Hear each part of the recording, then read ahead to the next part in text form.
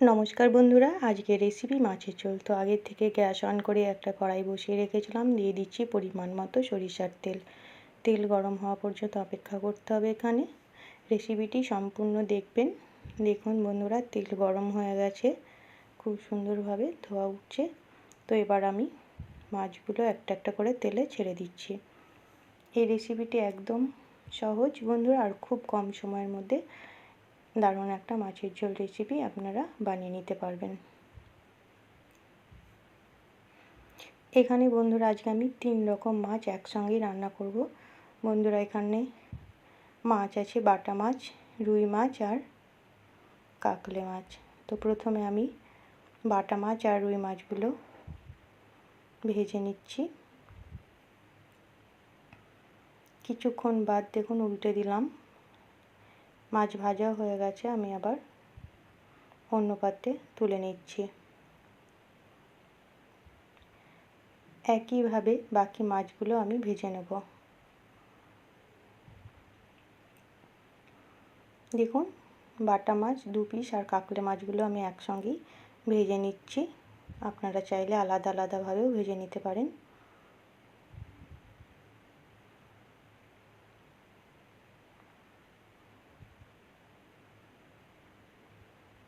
দেখুন আমি উল্টে পাল্টে ভালো করে ভেজে নেব মাছগুলো। কিছুক্ষণ বাদ ফিরে আসলাম, দেখুন মাছগুলো খুব সুন্দর করে ভাজা হয়ে গেছে। একইভাবে আমি তুলে নিচ্ছি।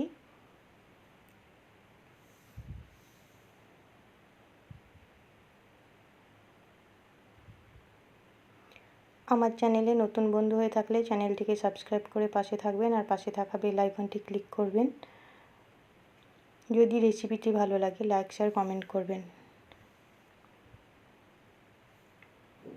দেখুন ওই তেলের মধ্যে দিয়ে দিলাম, ফোড়ন হিসেবে দিয়েছি শুকনো লঙ্কা, তেজপাতা আর হাফ চামচ গোটা জিরে, আর দিয়ে দিলাম একটা কেটে রাখা টমেটো। এবার টমেটোটা ভালো করে কষিয়ে নিতে হবে যেন টমেটোর কাঁচা গন্ধ না থাকে। আর বন্ধুরা আমি আগের থেকে মশলা করে রেখেছি, জিরে, ধনে, সর্ষে, পোস্ত, কাঁচা লঙ্কা আর সামান্য আদা। এবার বেটে রাখা মশলা আমি দিয়ে দিলাম। এবার ভালো করে কষিয়ে নেব। ওই মিক্সি জারে আর একটু জল দিয়ে আমি সেটাও দিয়ে দিলাম। দেখুন ঝোল ফুটে উঠেছে, আমি ভালো করে নেড়ে দিলাম।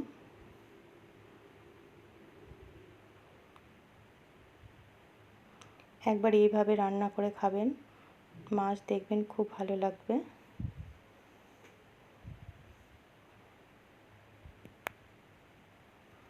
দেখুন দিয়ে দিলাম স্বাদ মতো লবণ আর হাফ চামচ হলুদ গুঁড়ো।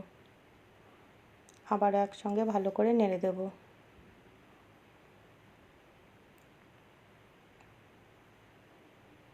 এবার ভেজে রাখা মাছগুলো আমি দিয়ে দিলাম।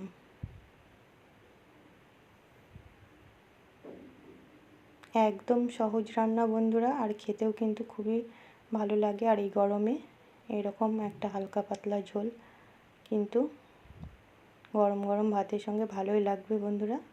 তো দেখুন খুব সুন্দরভাবে ঝোল ফুটে গেছে। আমি সামান্য ধনেপাতা কুচি আর 2টো কাঁচা পাকা কাঁচা লঙ্কা দিয়ে দিলাম। দেখুন আরও একটু ফুটিয়ে নিয়ে আমি অন্য পাত্রে আমি সার্ভ করে দেব। দেখুন তাহলে তৈরি হয়ে গেল মাছের ঝোল রান্না।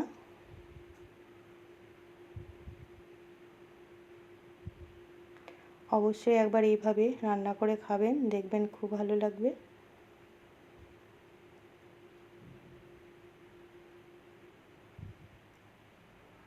এবার আমি নামিয়ে নিয়ে অন্য পাত্রে সার্ভ করে দিয়েছি।